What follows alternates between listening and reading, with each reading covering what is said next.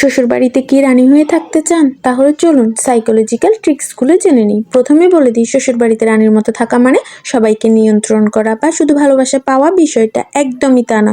সত্যিকার অর্থে একজন নারী যখন বুদ্ধিমত্তা, মানসিক শক্তি আর কৌশল প্রয়োগ করে নিজের একটা অবস্থান তৈরি করতে পারে, তখনই সে সত্যিকারের রানী হয়। যেখানে তাকে সম্মান করা হবে, তার মতামত গুরুত্ব পাবে এবং সে নিজেও মানসিকভাবে স্বস্তিতে থাকবে।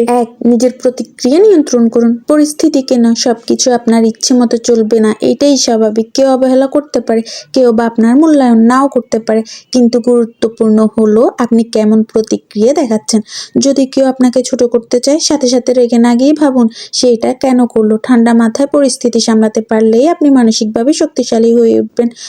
মানুষের মন বুঝতে শিখুন। প্রত্যেক মানুষ আলাদা, সবার মন মানসিকতা একরকম নয়। শ্বশুর, শাশুড়ি, ননদ, দেবর সবাইকে পর্যবেক্ষণ করুন। কেউ রাগী হলে তাকে শক্ত কথা বলার দরকার নেই, বরং তার ভাষার কথা বলুন। কেউ আবেগপ্রবণ হলে তাকে আবেগ দিয়ে জয় করুন। যখন বুঝতে পারবেন কে কিভাবে চিন্তা করে, তখন সম্পর্কগুলোর মধ্যে ভারসাম্য আনা সহজ হবে। যুদ্ধ নয়, কৌশলতার সাথে স্মার্ট থাকুন। অনেক সময় সরাসরি যুক্তি দিয়ে কাউকে বোঝানো যায় না, বরং বুদ্ধি খাটাতে হয়। ধরুন শাশুড়ি আপনাকে অবহেলা করে, সরাসরি এর প্রতিক্রিয়া না করে ধৈর্য ধরে তার পছন্দ অপছন্দ বুঝুন, তার ভাষায় কথা বলুন। সময়ের সাথে সাথে দেখবেন সম্পর্কের দৃশ্যপট বদলে গেছে। রহস্যময় থাকুন, সবাইকে সব বলবেন না। যে মানুষ খুব সহজে নিজে সব কিছু উন্মুক্ত করে দেয়, সে অল্পতেই দুর্বল হয়ে পড়ে। আপনার ব্যক্তিগত অনুভূতি, স্বামী স্ত্রীর সম্পর্ক, শ্বশুরবাড়ির ছোটখাটো সমস্যাগুলো সবার সঙ্গে আলোচনা করবেন না। রহস্যময় থাকলে মানুষ আপনাকে গুরুত্ব দিবে, আপনাকে নিয়ে ভাববে, আপনাকে সম্মান করবে।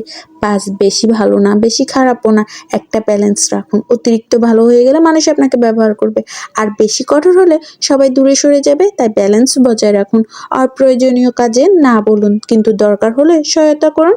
স্বামীকে নিজের দিকে রাখুন, কিন্তু কৌশলে। অনেক নারী স্বামীকে শ্বশুরবাড়ির লোকদের বিরুদ্ধে সরাসরি দাঁড়াতে বলে, যা সম্পর্কের ক্ষতি করে। বরং স্বাভাবিকভাবে তাকে বোঝান, যেন সে বুঝতে পারে আপনি তার পাশে থাকলে সে মানসিকভাবে শান্ত থাকবে। পুরুষেরা সাধারণত চাপিয়ে দেওয়া কথার চেয়ে কৌশল ও বিনয়ী আচরণে বেশি প্রভাবিত হয়।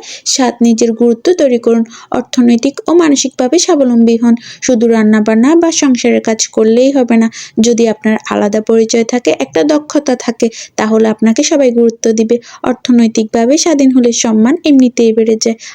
কৃতজ্ঞতা প্রকাশ করুন, কিন্তু চাটুকারিতা নয়। মানুষ চায় তাকে মূল্য দেওয়া হোক, তাই শ্বশুরবাড়ির কেউ যদি আপনাকে সাহায্য করে, আন্তরিকভাবে কৃতজ্ঞতা প্রকাশ করুন, কিন্তু চাটুকারিতা করবেন না। সত্যিকারের প্রশংসা করুন, যা তাদের মন থেকে আপনাকে ভালোবাসতে শেখাবে। আত্মবিশ্বাসী থাকুন, কিন্তু অহংকারী নয়। নিজেকে ছোট মনে করবেন না, আবার অহংকারীও হবেন না। আত্মবিশ্বাসী নারীকে সবাই সম্মান করে, কিন্তু অহংকার করলে মানুষ দূরে সরে যায়। পরিবারের জন্য অপরিহার্য হয়ে উঠুন। নিজেকে এমনভাবে গড়ে তুলুন যেন আপনি শ্বশুরবাড়ির জন্য অপরিহার্য হয়ে যান। পরিবারের গুরুত্বপূর্ণ কাজে যুক্ত হন, দায়িত্ব নিন। আপনি না থাকায় যখন আপনার অভাব অনুভব করবে, তখনই বুঝবে আপনি সত্যিকারের রানী হয়ে গেছেন। চূড়ান্ত কথা, শ্বশুরবাড়িতে রানীর মতো থাকতে হলে যুদ্ধ নয়, কৌশল দরকার, ধৈর্য দরকার। কৌশলী হন, আত্মবিশ্বাস রাখুন এবং সবার মনের জায়গা দখল করুন। রানী হওয়ার মানে সবার উপরে ওঠা না, বরং এমন একটা অবস্থান তৈরি করা যেখানে আপনাকে কেউ অবহেলা করতে পারবে না।